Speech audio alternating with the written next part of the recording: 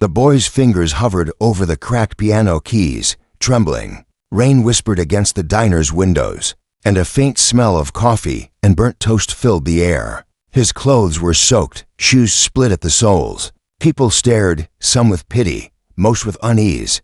"Sir," he said softly, voice rough from hunger, "if I play something beautiful, could I maybe have a meal?" The manager laughed, short, sharp. "Kid, this isn't a talent show." A few customers chuckled that the boy nodded once, then sat. The piano sighed awake, and as his fingers touched ivory, silence bloomed. Music spilled like light into the room, gentle at first, then fierce, aching, alive. Conversations froze. Forks paused midair. For 3 minutes, the world held its breath as the homeless boy made everyone remember something they'd forgotten. What it felt like to feel Dot. And at the window, an old man in a veteran's jacket watched, eyes wet, hand trembling over his chest. "Before we go further, tell me, where are you watching from right now? It still amazes me how one story, one sound, can reach hearts across oceans. Drop your city below. Let's see how far kindness can travel." His name was Ethan Cole, and before the streets, before the hunger, he was someone's son, someone's soldier, and someone's secret dreamer. 5 years ago, he'd returned from service with hands that could play Chopin in the dark, but couldn't hold steady. When fireworks lit the sky, he'd lost more than a home. He'd lost the music inside him. The piano had once been his voice, but when the nightmares came, he stopped playing. One by one, everything left. The apartment, the savings, the friends who didn't know how to stay. He drifted, played for coins at subway stations, for smiles that never came. People heard noise, not heart. But tonight, at the small-town diner on the edge of nowhere, something told him to ask again, to believe that music might still feed him. The manager, Liam, had seen 100 drifters before. Usually, he'd chase them off. But there was something in Ethan's eyes, not defiance, not despair, something quieter. "Fine," Liam muttered earlier, tossing a rag over his shoulder. "One song. You play nice. I'll think about that sandwich." He didn't expect this. No one did. When the last note faded, the room was different. People blinked like waking from a dream. A waitress whispered, "God." That was beautiful. Ethan stood, awkward, waiting. He didn't ask again. He'd learned that silence was safer than begging. Then, from a booth near the back, a girl no older than 16 stood up. Her name was Grace. She walked over, placed a $5 bill on the piano. "My mom says good things deserve good pay," she said. He smiled, the kind of smile that hurt to make if you were there in that moment. The narrator's voice breaks softly. "What would you have done? Be honest. Comment your answer below. And if words fail you, just hit like to prove that compassion still matters." Liam's throat tightened. Without a word, he went into the kitchen, came back with a plate, eggs, toast, and coffee steaming like mercy. Ethan tried to refuse. "You don't have to, I know," Liam said quietly. "But I want to." He turned to the others, voice firm now. Meals on the house. For the first time in years, Ethan ate without guilt.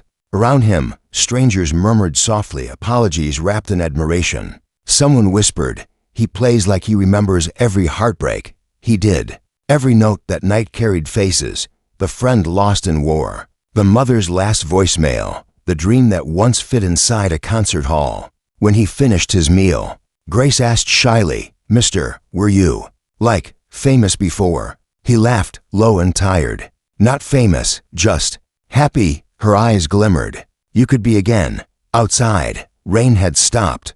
The moon slipped between clouds, silver and forgiving. Ethan stepped into the quiet street, piano still echoing in his chest. He didn't know it yet, but that one song, that one act of asking for kindness, was about to travel farther than he could imagine. And the next morning, when a video of his performance hit the internet, it would change everything. The video spread like sunrise. Someone had filmed him, probably Grace. A shaky clip uploaded with the caption, "Homeless man plays piano for food," and breaks every heart in the room. By morning, millions had watched it. By noon, Ethan's face was everywhere. News feeds, hashtags, talk shows. The piano veteran, they called him. Strangers debated his story like it was theirs to own. Some cried, some mocked, some just shared.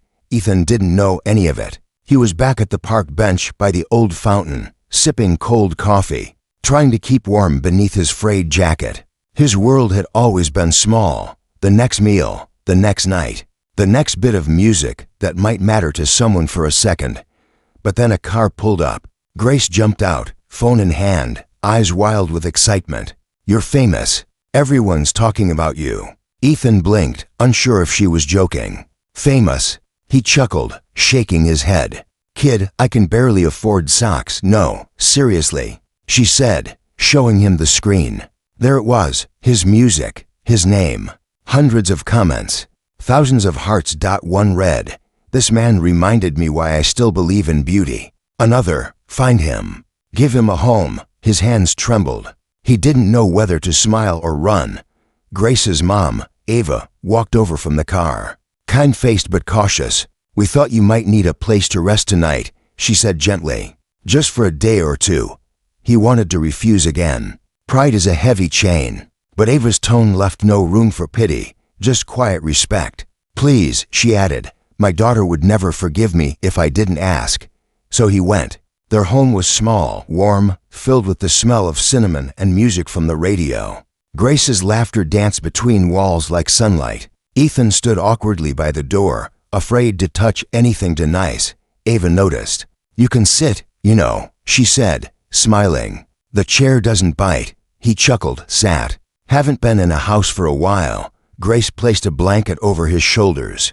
"You look like you need this more than Wi-Fi." He laughed for real that time. It sounded strange in his own throat, like something old remembering how to live. That night, Ava made soup. Grace played a little guitar, badly, but with joy. Ethan listened, eyes soft. Then, quietly, he said, "You remind me of my sister. She used to play like that. She said music was just love you could hear." Grace smiled. "She sounds smart." She was, Ethan whispered. "Before." He trailed off. No one asked. Some silences don't need breaking. After dinner, Ava scrolled through her phone. "You're trending," she said. "People are asking where you are." Some guy from a record company even commented. "They want to talk to you." Ethan froze. "A record company?" "Yes, and a non-profit for veterans." And she hesitated. "An old pianist named Michael Langford. He says he knows you." Ethan's heart stopped for a moment. "Michael," he murmured. He was my mentor, back when I studied at the conservatory." "Then you should call him," Ava said. But he didn't answer. He just stared out the window, rain starting again, tapping the glass softly like old regrets. "Have you ever had someone help you when no one else would?" The voice asked softly. "Write yes and tell me their name. Maybe gratitude can travel further than we think." Morning came slow and gold. Ethan woke to the sound of birds, something he hadn't heard in years. Grace had made pancakes, burnt at the edges but perfect in spirit. He sat at their small wooden table, watching them laugh together. It felt like home, not his, but close enough to touch. After breakfast, Ava handed him her phone. "Mr. Langford's been calling all morning," she said. "You really should talk to him." Ethan hesitated. He hadn't spoken to anyone from that world since before the war, before everything fell apart. He remembered the day he left the conservatory, how Michael's hand had rested on his shoulder, saying, "You have a gift. Ethan, don't let the world make you quiet." And now, here he was, quiet for years, until one night in a diner broke the silence. He took the phone, fingers trembling. "Michael." The old man's voice cracked through the speaker, warm and surprised. "Ethan, my boy. I thought I'd lost you." Ethan swallowed hard. "Guess I got lost on the way." "Where are you?" Michael asked. "I saw the video." "My God, that was you. The world's been waiting to hear you again. They just didn't know it." Ethan couldn't breathe for a second. "I'm not the man I was, Michael." "Maybe not," came the reply, gentle but firm. "But the music is, and it's calling you back." Grace and Ava watched as tears filled Ethan's eyes. He looked down at his hands, scarred, unsteady, but still capable of beauty. Outside, the rain had stopped again, and somewhere deep inside, the sound of an old piano began to rise once more. The next week felt unreal. Ethan found himself sitting in Michael Langford's small studio, a place filled with the ghosts of melodies. The walls were lined with faded posters of concerts, dust-covered trophies, and a single grand piano gleaming beneath soft morning light. Michael, now gray and slow in movement, stood near the piano with a look of quiet pride. "Still the same hands," he said, nodding at Ethan's trembling fingers. "Just older stories behind them." Ethan smiled faintly. "They don't move like they used to." "They don't have to," Michael replied. "They just have to mean it." He gestured for Ethan to sit. When Ethan Michael watched, tears in his eyes. "You never lost it," he whispered. "You just forgot how much it mattered." Ethan stopped, breath shaky. "Music feels different now," he said softly. "It hurts more. But maybe that's what makes it real." Michael nodded. "Real music always bleeds a little." Later that day, Ethan stepped outside the studio and found a small crowd waiting. Word had spread that the homeless pianist was back. Journalists, fans, even strangers holding handmade signs. He froze, overwhelmed. The noise of cameras, the flash of lights, it all felt wrong. He didn't crave fame. He craved peace. Grace appeared from the crowd, waving. "Ethan, look what you started." He smiled nervously. "Didn't mean to start anything." "Well, too late," she said, grinning. "People love your story." A reporter approached with a mic. "Mr. Cole, how does it feel to go from sleeping on the streets to inspiring millions?" Ethan hesitated. "Feels strange," he said honestly. "I didn't play to be seen. I played to remember who I was." The crowd went quiet. The sincerity in his tone cut through every headline. That night, he returned to Ava and Grace's house, though it already felt less like a guest room and more like home. They watched the news together. His name trended again. A campaign had started online. #Play for Hope, raising money for homeless veterans through music. He stared at the screen, lost. Ava placed her hand over his. "See, Ethan, the pain you carried. It's helping people now." He smiled faintly. "Guess beauty can grow from broken things. Always," she whispered. "Now it's your turn." The voice says quietly, reaching through the screen. "Share one small good thing you did recently. Write it below so others remember that humanity still lives. Your story might light someone's path tonight." Over the next few weeks, Ethan began performing again, not in concert halls, but in hospitals, shelters, and schools. Everywhere he went, people cried. Because when he played, it wasn't perfection, it was truth. At a veterans center one afternoon, a man in a wheelchair rolled closer after Ethan finished a song. His eyes were wet, his voice rough. "You played like I fought," he said. "With everything you had left." Ethan knelt beside him. "We both made it back," he whispered. "That's what matters." The man nodded, gripping Ethan's hand tight. Each performance wasn't about applause anymore. It was about healing. Every note was a confession, every melody a prayer for those still lost inside their own silence. But not everyone saw it that way. One evening, as he was leaving a small charity event, a group of reporters swarmed him again. "Ethan, rumor has it you're refusing big concert offers." "Why?" one shouted. "Aren't you wasting your second chance?" Ethan stopped, eyes calm. "Maybe a second chance isn't about money. Maybe it's about meaning." Their microphones faltered. Cameras lowered slightly. Grace, watching from nearby, smiled proudly. "That's my friend," she whispered. Still, not everyone believed. Online, critics called him a fraud, said the homeless act was staged for sympathy. Rumors spread that he'd made it all up. Ethan read some of them one night. They hurt more than he wanted to admit. Ava found him staring at his phone, silent. "Don't," she said softly. "You can't fight shadows on a screen." He nodded. "I just wish people understood I never asked for any of this." She smiled sadly. "The people who matter do." Ethan looked at her, the woman who had taken him in with nothing to gain. "You know, Ava, I've met rich men with empty souls. You've got a small house but the biggest heart." She blushed lightly. "You've got one too. Just needed reminding." And as she turned to leave the room, Ethan sat at the small upright piano they'd placed by the window. Outside, fireflies danced over the yard, and his music followed them, soft, glowing, alive. He didn't know where life would take him next, but for the first time in a decade, He wasn't afraid of tomorrow. A month later, Ethan was invited to perform at a charity gala in New York, a grand event to raise funds for homeless veterans. The hall was a sea of tuxedos and chandeliers, all polished perfection. But beneath the shimmer, Ethan felt small again. His thrift store suit didn't quite fit, and the bright lights made his scars feel visible. Michael Langford greeted him at the entrance, cane tapping lightly on the marble floor. "You don't belong to the streets anymore, Ethan," he said kindly. "You belong to the stage again." Ethan smiled, nervous. "The stage feels louder than I remember." Michael chuckled. "It's not louder. You're just hearing it with a heart that's lived more."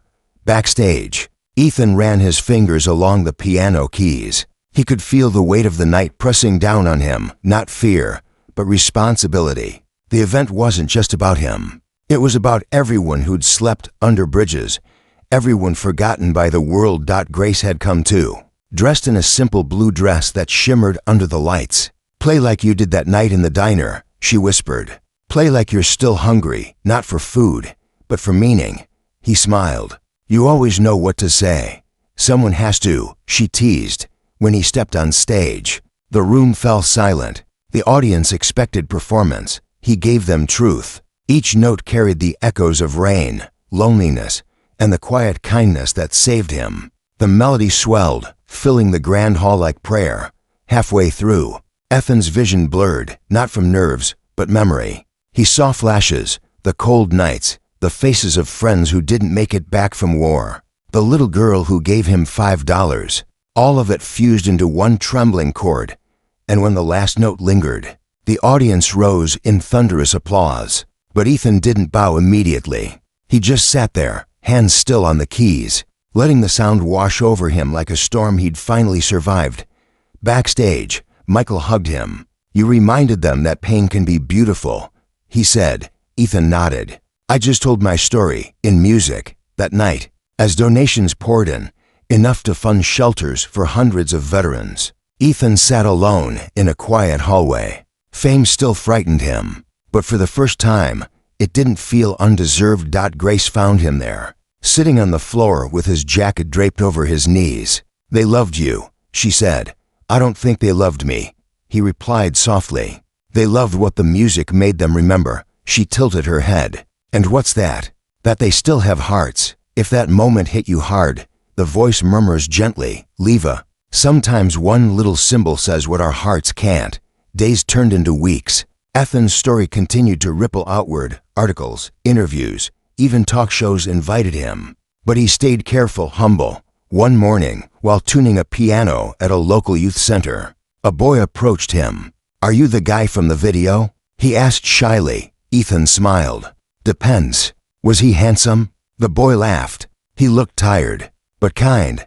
"Then yeah," Ethan said, grinning. The boy hesitated, then said, "My dad's in the hospital. He was a soldier too. He doesn't talk much anymore. Could you play something for him?" Ethan paused, heart heavy. Of course. That afternoon, he visited the hospital, a pale room filled with quiet beeps and the scent of antiseptic. The boy's father lay still, eyes half closed, memories heavy in the air. Ethan sat beside him, hands trembling slightly over the keyboard brought in by the staff. He began to play softly, not a song of triumph, but of peace. Each note whispered forgiveness, healing, and home. The boy held his father's hand, tears spilling down his cheeks. When the last note faded, the man's eyes opened. "Just a little," he whispered, voice weak. "Thank you." Ethan smiled through his tears. "No, sir. Thank you." The nurse watching in the corner covered her mouth, crying quietly. In that small hospital room, something sacred had happened. Music had done what medicine couldn't. That night, Ethan wrote a short message online. "We don't play to be heard. We play so someone out there feels less alone." It was shared millions of times. But for Ethan, it wasn't about numbers anymore. It was about souls. By then, Ava had started helping him organize Play for Hope full-time. Concerts, outreach, music lessons for veterans' children. Grace became his assistant, though Ethan called her his little manager. Their laughter-filled rooms that used to echo with pain. But beneath the joy, Ethan carried one last weight, the letter he'd never sent to the mother of his best friend. Killed in the war. It waited in his jacket pocket, creased and faded, asking him to finally forgive himself. And one evening, he knew it was time. The letter trembled in his hands as Ethan sat by the window, the city lights flickering beyond the glass. It was late, too late for coffee, too early for peace. The rain had started again, soft and rhythmic, the same way it had fallen the night he'd lost his best friend. He unfolded the paper carefully. The ink had faded, but the pain was still sharp. "Dear Mrs. Turner, I promised I'd bring him home. I couldn't. I'm sorry. He was brave, kinder than me, stronger than I'll ever be." The last thing he said before it happened was that he couldn't wait to hear me play again. I never touched the piano after that. Not until now.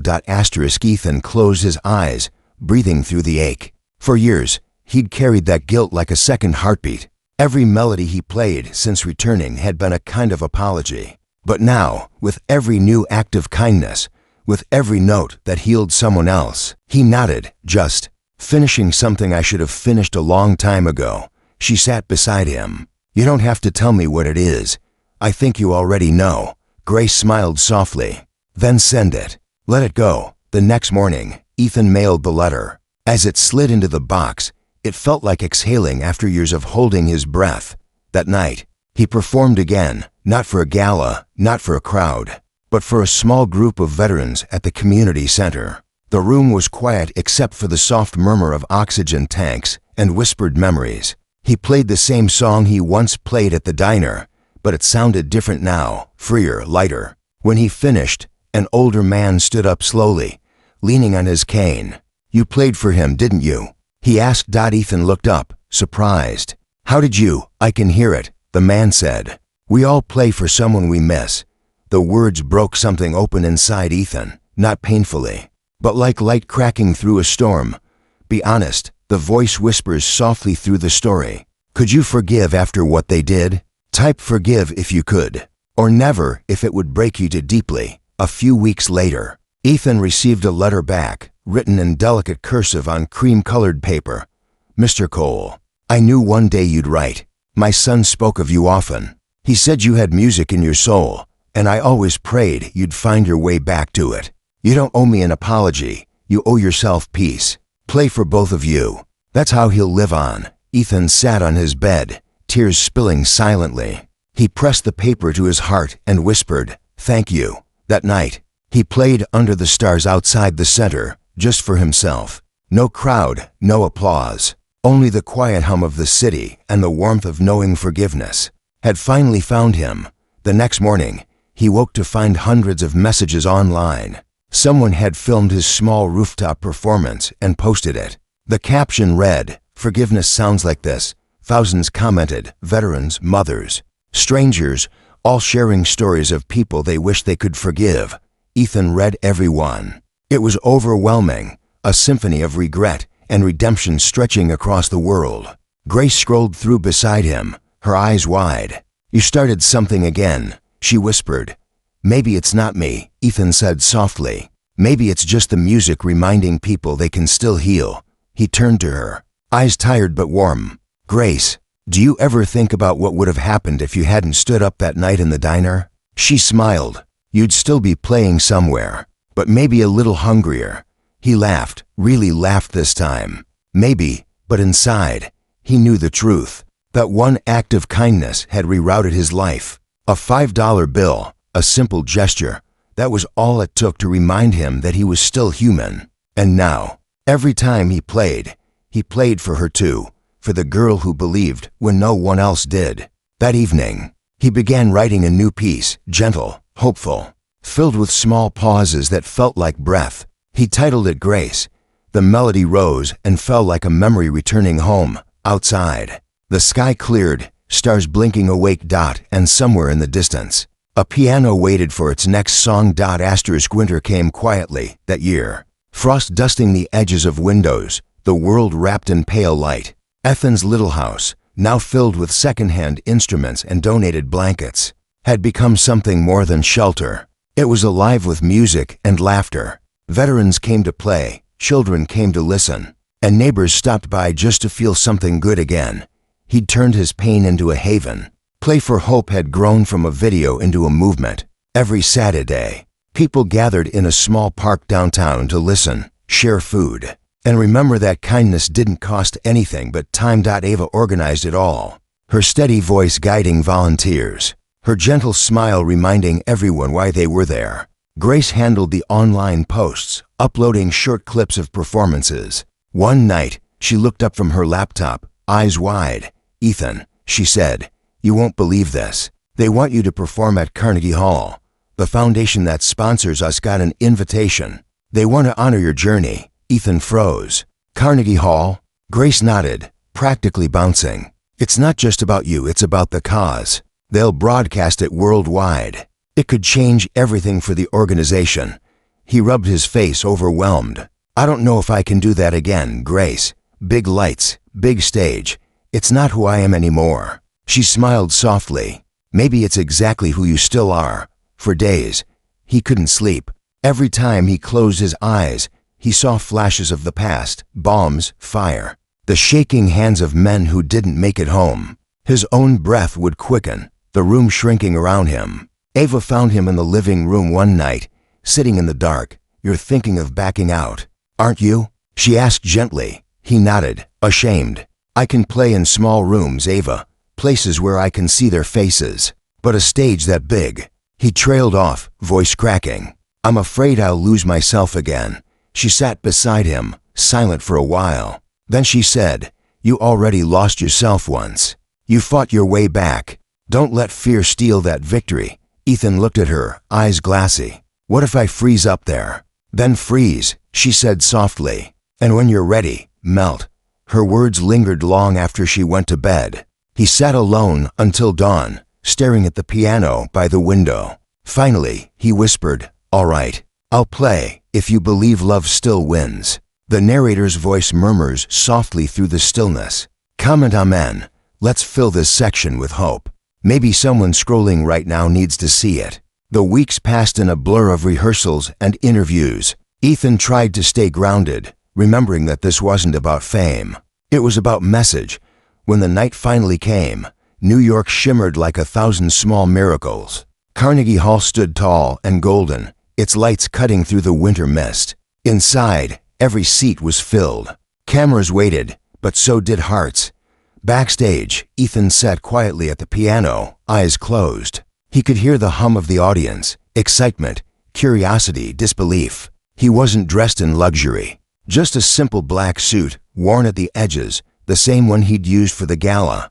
Michael Langford, frail but proud, stood beside him. "You ready, son?" Ethan exhaled slowly. "I think so." Michael smiled. "Then go remind them that music is what truth sounds like."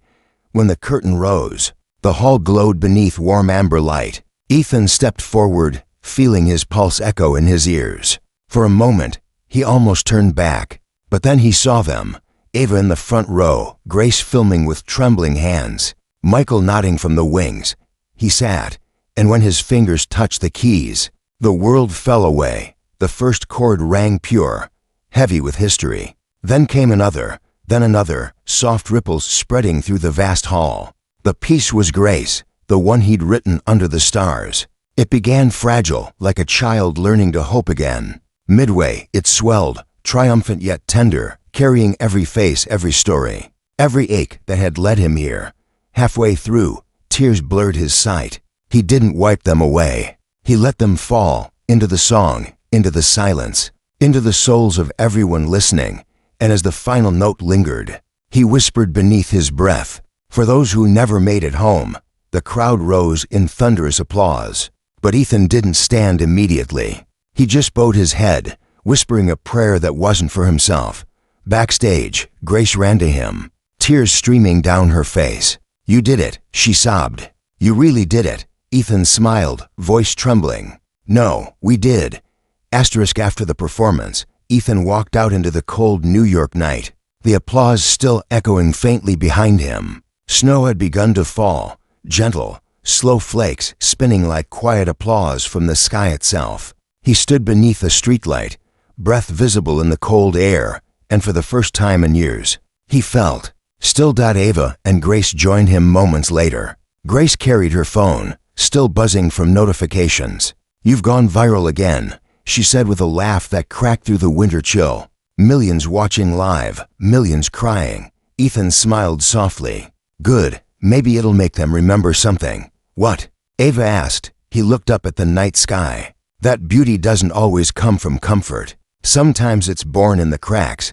They walked together down the snowy sidewalk, their laughter echoing between buildings. For a moment, they looked less like a woman, her daughter, and a veteran, and more like a family pieced together by fate. When they reached their hotel, a young man stood waiting near the entrance, clutching a newspaper. "Mr. Cole," he called out nervously. Ethan turned. "Yes, I. I'm one of the veterans from the shelter in Boston," the man said, voice shaking. "Your music, it helped me stop drinking, helped me find a job. I just wanted to say thank you." Ethan stared at him, overcome. "You don't owe me thanks," he said softly. "You did the hard part yourself." The man shook his head. "Maybe, but your song, it gave me something to live for again." He reached out and hugged Ethan, a raw, grateful embrace that said everything words couldn't. Ethan's eyes filled. When the man walked away, Grace whispered, "You see, you're changing people." Ethan smiled faintly. "I'm not changing them, Grace. I'm reminding them." That night, he couldn't sleep. The city hummed outside, but inside him, a quiet peace grew. He'd spent years running from pain, and now that pain had become a bridge.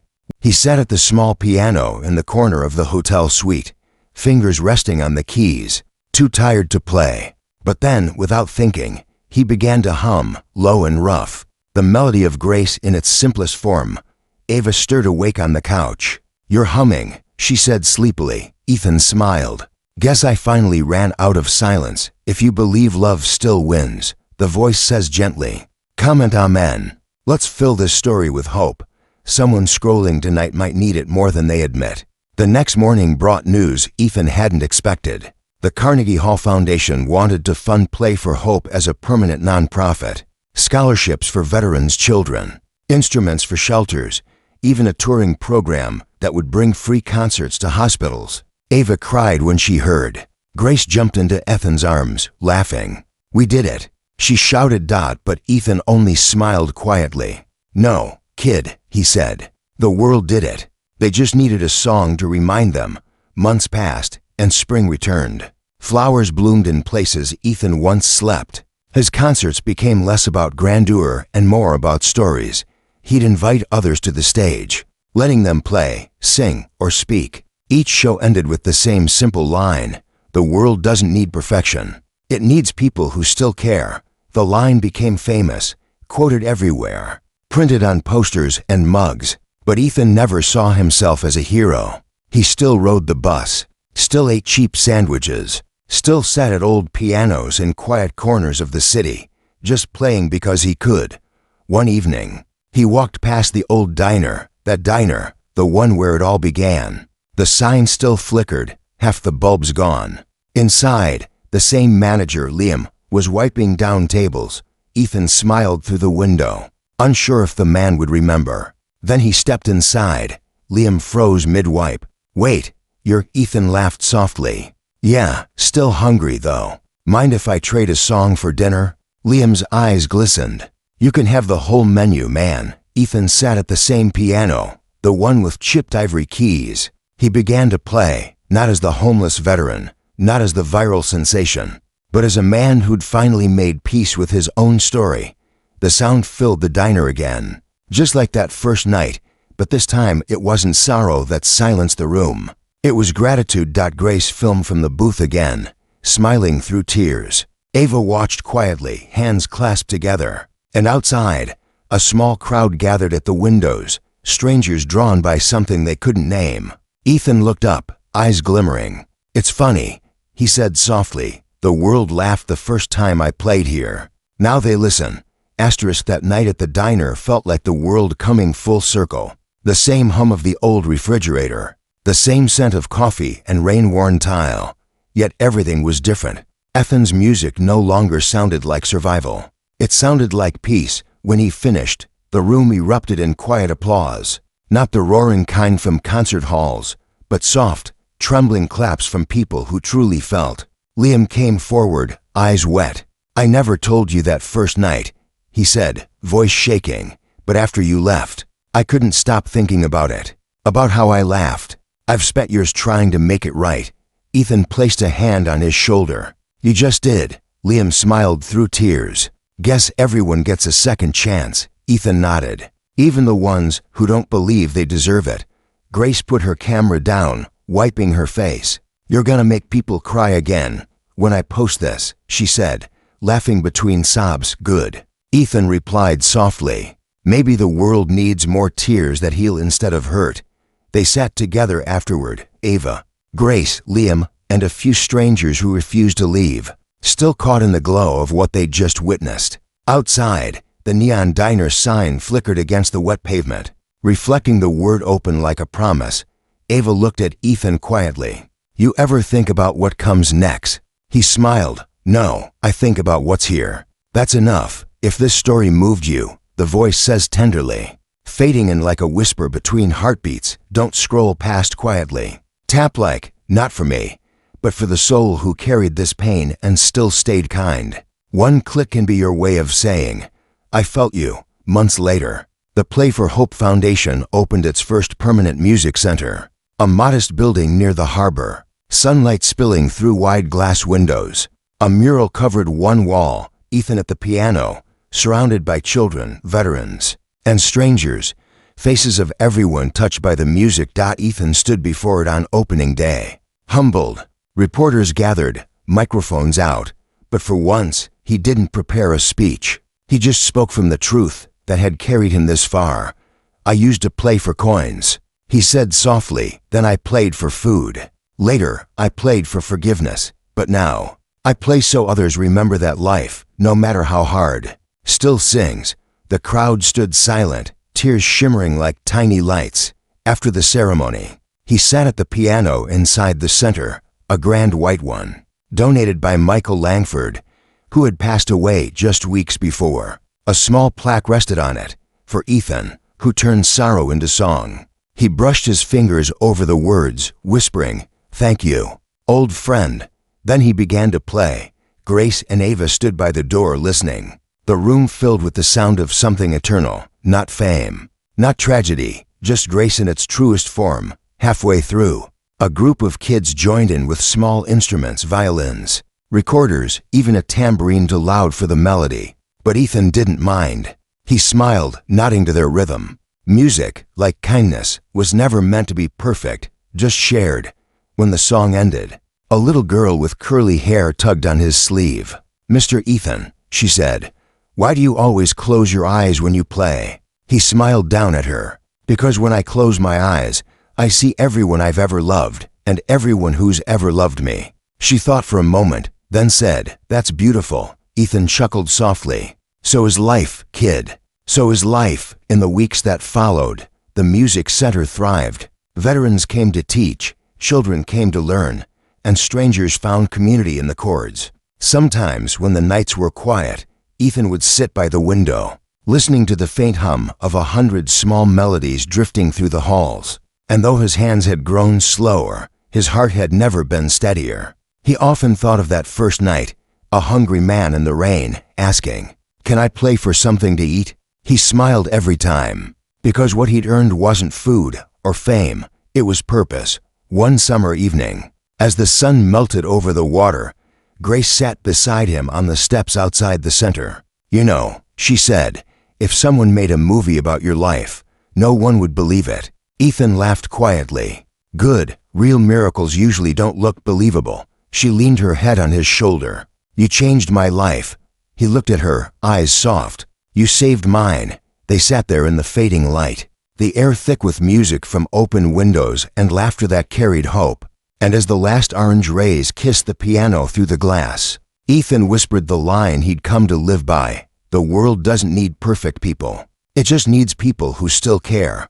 The camera of the world, of every heart listening, seemed to hold on him for one last lingering moment, then fade to black. Moral: when kindness becomes the language we all speak, even the broken can turn their scars into songs.